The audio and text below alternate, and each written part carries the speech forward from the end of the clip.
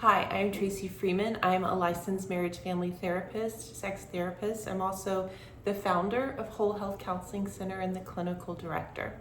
I'm very excited about this 5-part series. It's so hard to narrow down what I want to talk about.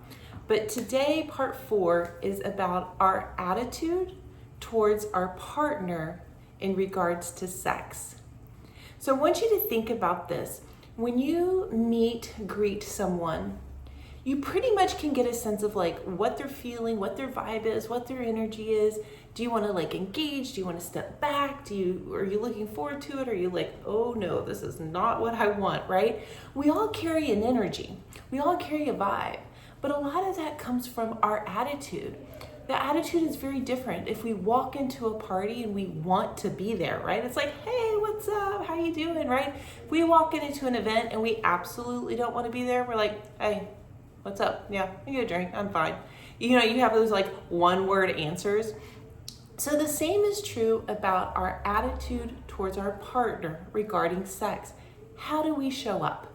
So I want to share just 3 different kinds of attitudes, but I think these 3 make a big difference in your attitude, your sexual connection, your happiness, and your enjoyment with sex. And the first one is a scarcity mentality. And what do I mean by this? I mean, you are not happy. You are not satisfied. You start to think, believe, feel, ruminate on, focus on what I don't get. I don't get this type of sex. I don't get this from my partner. They won't try this with me. They won't talk to me about this. I've asked this for a lot of times and they still say no. I get no when I initiate. I get no when we're on vacation. There's a lot of feelings that are actually all valid. It's really hard to hear no, and often we hear no as I am rejecting you. 9 times out of 10, it's I'm not rejecting you. I am rejecting the invitation to have sex, engage with sex, be sexual, give my body to you, share my body with you, even I have the desire to explore your body.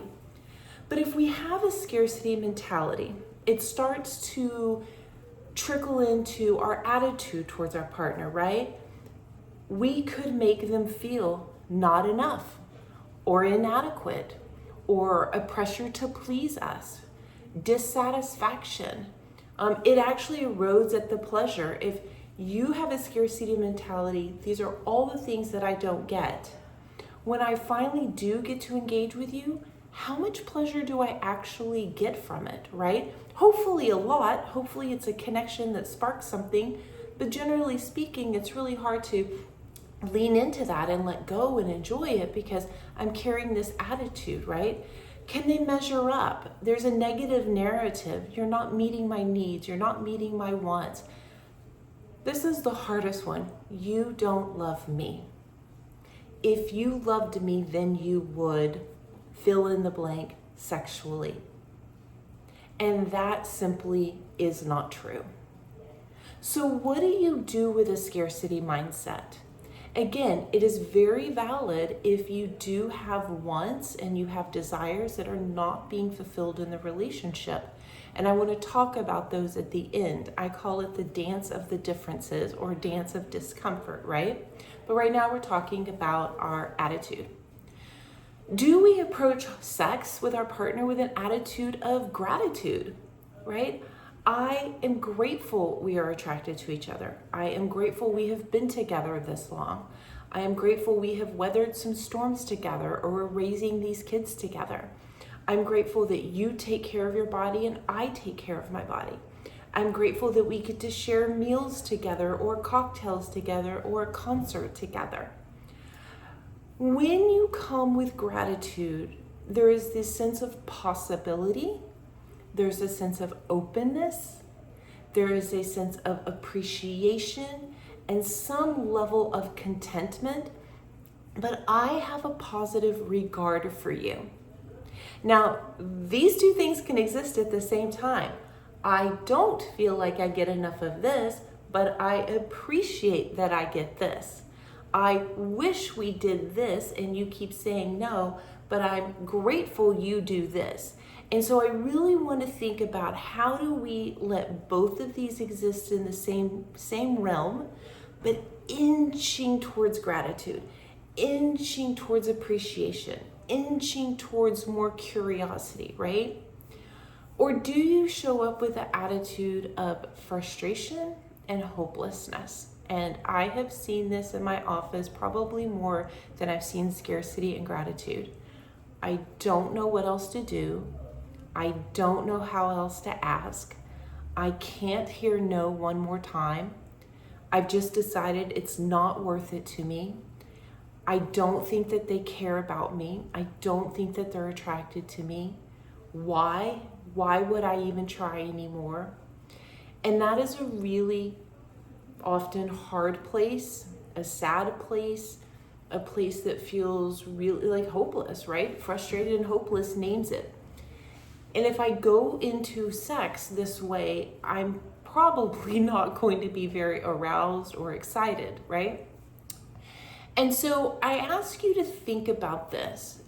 What percentage of your mindset is scarcity? What percentage of your mindset is gratitude? And what percentage of your mindset is hopelessness and frustration? Because I want to dance with the differences, and that's what I call it, which is no partner is going to get everything they want.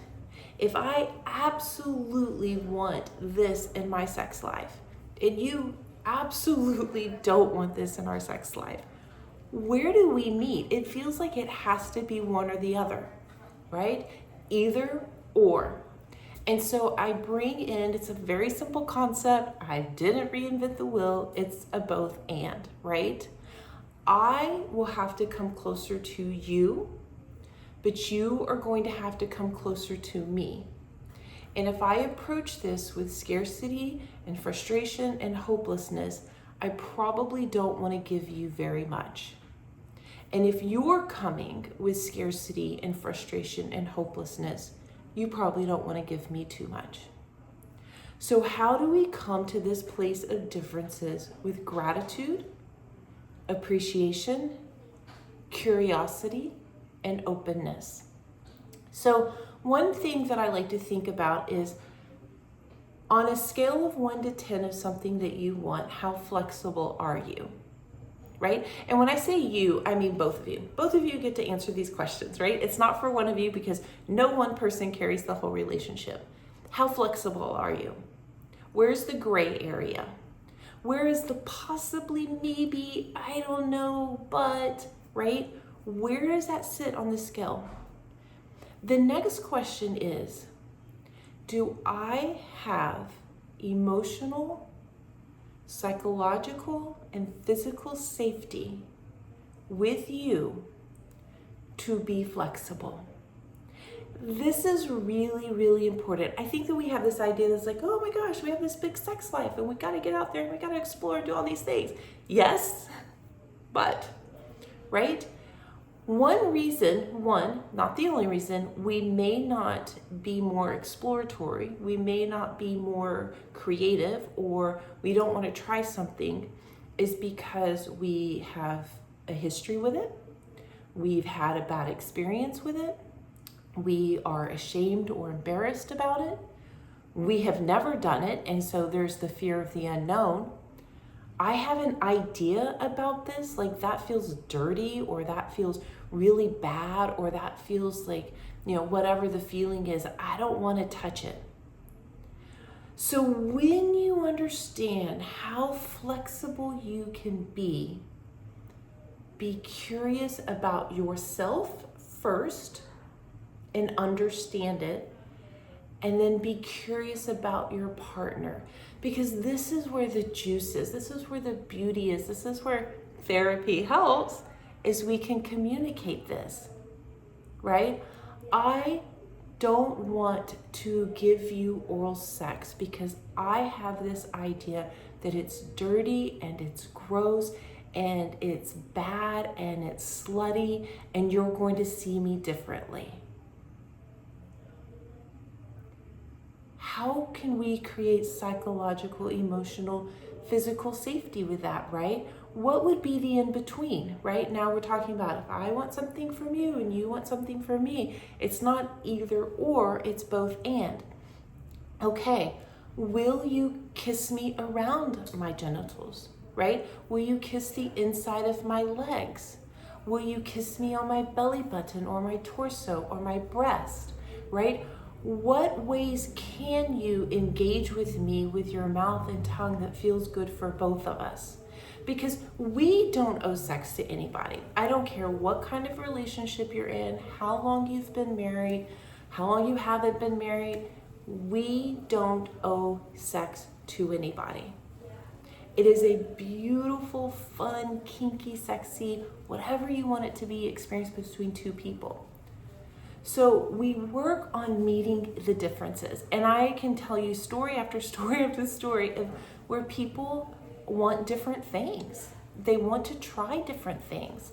And so I say, where can you come? That was a funny pun. Pun intended, pun not intended.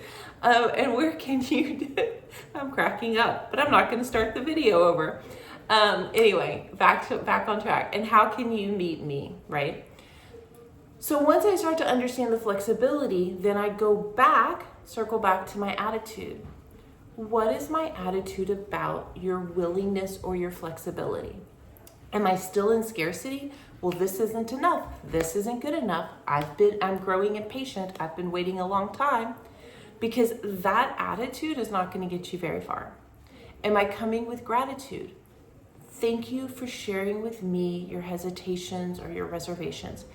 Thank you for willing to move 1 or 2% in this direction, and I'll move 1 or 2% in this direction with you. I really just appreciate that we're talking about this, that we understand each other. Or I'm coming at it with frustration. Well, that's all I'm gonna get. I still don't know why I'm gonna try. If you're just not gonna do it, then I'm gonna give up. So our attitude, first and foremost, affects us. Secondly, it affects our engagement with our partner.